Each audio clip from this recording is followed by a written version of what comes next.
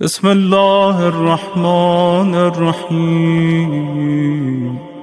Denmark میں ایک seminar ہو رہا تھا۔ ایران کے بہت بڑے عالم دین آغا جعفر مجتہدی، ان کو دعوت دی گئی۔ سیمینار کا ٹاپک یہ تھا کہ ارزش انسان، قیمت انسان کیا ہے، واقعاً انسان کی ویلیو کیا ہے، انسان کی ویلیو کون لگاتا ہے۔ ابن سعد خود اپنی ویلیو لگا رہا ہے اور رہے کی حکومت اس کی ویلیو بنی۔ جنت، جہنم، یہ ہماری بولی لگائی جاتی ہے۔ شیطان بھی آپ کی ایک ویلیو لگاتا ہے، خدا بھی آپ کی ایک ویلیو لگاتا ہے۔ سوال یہ ہے کہ میں نے اپنی ویلیو کیا بنائی ہے۔ اس مادی مارکیٹ میں گھر بھی ہیں، گاڑیاں بھی ہیں، مختلف چیزیں ملتی ہیں، مختلف برانڈز، مختلف کمپنیاں اپنی چیزیں بناتی ہیں۔ اب سوال یہ ہے کہ اللہ کی دربار میں جو انسان جاتا ہے تو اس کا خریدار کون ہے؟ یا خریدار شیطان ہے یا خریدار خدا ہے؟ بیچنے والے ہم ہیں۔ تو ان کو بھی دعوت دی گئی۔ یہ بہت بڑے فلسفر تھے اور ٹاپک یہ تھا کہ ارزش انسان، قیمت انسان کیا ہے۔ ہر بندے نے آ کے وہاں تقریر کی اور جب ان کی باری آئی، انہوں نے کہا دیکھیے انسان اپنی قیمت خود لگاتا ہے۔ جو دنیا کے پیچھے جا رہا ہے اس کی قیمت دنیا ہے، اور کہا کہ دنیا کی کوئی ایسی چیز نہیں جو لامحدود ہو، یا ہر چیز محدود ہے۔ اگر آپ محدود کو چنو گے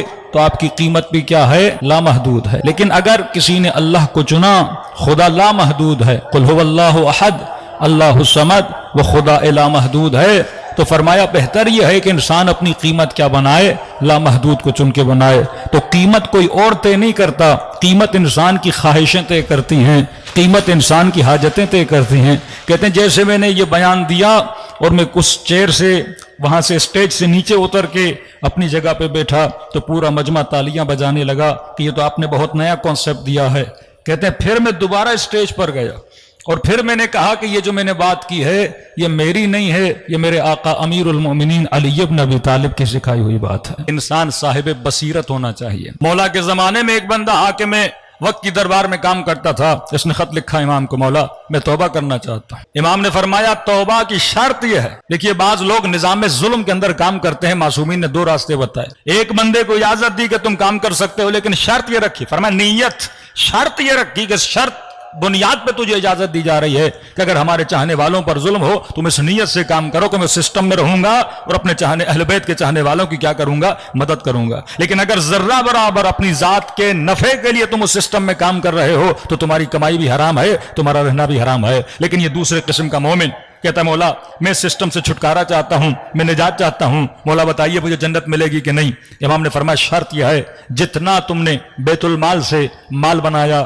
گھر بنایا، پراپرٹی بنائی، جو تم نے دولتیں جمع کی، جو تم نے اونٹ و باغات خریدے ہیں، فرمایا کیونکہ غریبوں کا مال تھا، یہ تمہاری محنت کا پیسہ نہیں تھا، یہ لوٹ مار جو تم نے کی ہوئی ہے بیت المال سے، فرمایا اس کو غریبوں میں تقسیم کر دو، تب جا کے خدا معاف کرے گا۔ اللہ اپنے گناہ تو معاف کرتا ہے لیکن حقوق العباد جب تک بندوں تک نہ پہنچائے جائیں تو خدا معاف نہیں کرتا۔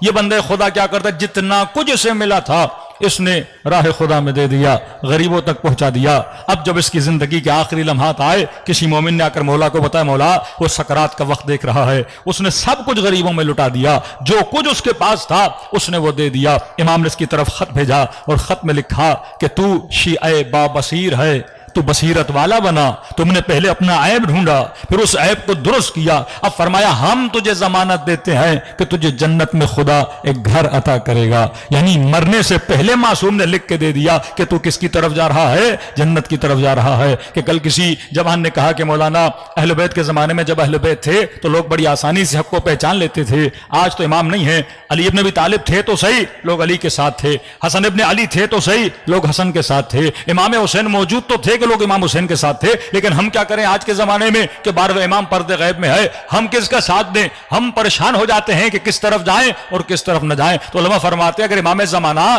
ظاہری طور پر آپ کے سامنے نہیں ہے تو کیا ہوا، لیکن اہل بیت کی باتیں تو ہیں، اہل بیت کے کلام تو ہیں، اہل بیت کے فرامین تو ہیں، اہل بیت کے اصول تو ہیں، انہی اصولوں کو انسان فالو کرے اور باباسیر بنے۔ آج کس کو نہیں پتا حجاب کے بارے میں، آج کس جوان کو نہیں پتا گناہ کے بارے میں، آج کس جوان کو نہیں پتا محرم اور نامحرم کے بارے میں، آج کس کو نہیں پتا کہ لذت حلال کیا ہے اور لذت حرام کیا ہے۔ ہمیں سب کچھ پتا ہوتا ہے لیکن دیکھ کر اندیکھا کرنا۔ کہ ایک بڑی اچھی مثال ہے، کہتے ہیں جو بندہ سویا ہوا ہے اسے جگانا آسان ہے، لیکن جس نے خود کو نیند پہ لگایا ہوا ہے اسے جگانا بڑا مشکل ہے۔ تو اگر انسان اپنی آنکھوں کو بند کر لے اور اپنے عیبوں کو نہ دیکھے اور یہ سمجھے آخرت میں تو دیکھا جائے گا، فرمایا نہیں، حاسبو قبل ان تحاسبو، اس سے پہلے کہ اللہ تیرا حساب و کتاب کرے تو اپنا حساب و کتاب کر۔ یہ عقل مند بندے کی نشانی ہے۔ صلوات پڑھے محمد وآل محمد پر۔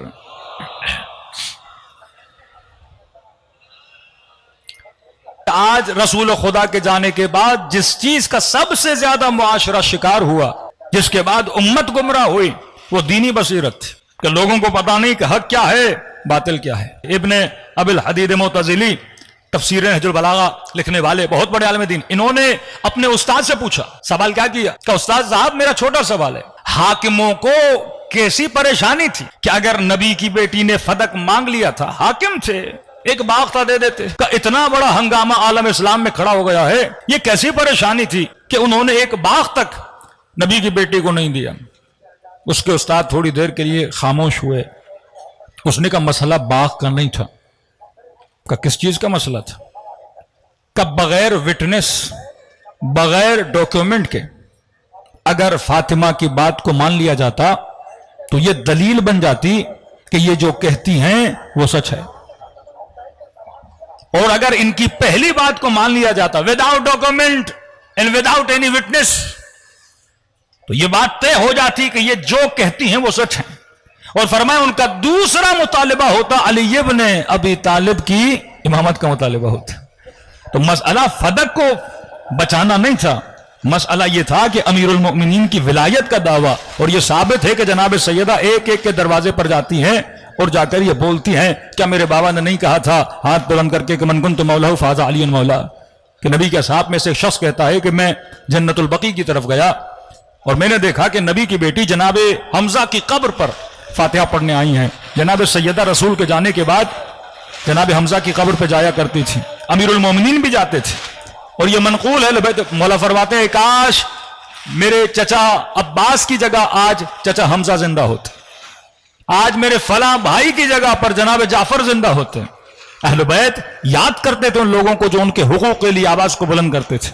یہ جناب سیدہ جیسے قبر پر فاتحہ پڑھ کے واپس آ رہی تھیں، اس نے بی بی کی کنیز کو پیغام دیا کہ بی بی سے میرا ایک سوال ہے، اگر نبی کی بیٹی میرے سوال کا جواب دیں تو بہت مہربانی ہوگی۔ کہ کیسا سوال ہے؟ کہ مجھے یہ بتائیے کیا ان کو 100% یقین ہے کہ نبی کے بعد ان کا جانشین کون ہے؟ جیسے سیدہ سے پوچھا تو بی بی نے بڑے تعجب میں کہا کہ ہزاروں کے مجمع میں میرے بابا نے ہاتھ بلند کر کے کہا کہ من کنت مولا ہو فہذا علی مولا، اس سے بھی کوئی اور یقین کی چیز تمہیں چاہیے؟ یہ سننا تھا تو یہ بندہ بڑا تیز تھا، اس نے اگلا سوال کیا، اس نے کہا نبی کی بیٹی اگر خلافت، اگر حکومت، اگر ولایت علی کا حق تھا تو علی ابن ابی طالب اپنے حق کے لیے باہر نکلے کیوں نہیں؟ فتح آپ کا حق تھا، آپ لینے کے لیے گئیں، لیکن اگر حکومت علی کا حق تھا، علی گھر میں بیٹھ کیوں گئے ہیں؟ یہ اپنے حق کے لیے آواز کیوں نہیں اٹھا رہے؟ واللہ اگر سیدہ نہ ہوتی یہ جواب آج تک قائم ہوتا۔ اس کا جواب سیدہ نے دیا۔ بی بی نے فرمایا مثل الامام مثل الکعبہ، امام کی مثال کعبے کی طرح ہوتی ہے۔ کعبہ کسی کے در پہ نہیں جاتا، دنیا کو کعبے کی طرف جانا ہوتا ہے، دنیا نے خرچ کر کے کعبے کے در پہ جانا ہوتا ہے، دنیا نے زحمت کر کے کعبے کی طرف جانا ہوتا ہے۔ تو میں کہتا ہوں جوان یہ انتظار میں نہ رہو کہ امام زمانہ آئیں گے، امام کا کام نہیں ہے تیری طرف آئیں، تیرا کام ہے کہ امام کی طرف بڑھو، ایک ایک قدم امام کی طرف بڑھاؤ، تب جا کے امام کا ظہور ہوگا۔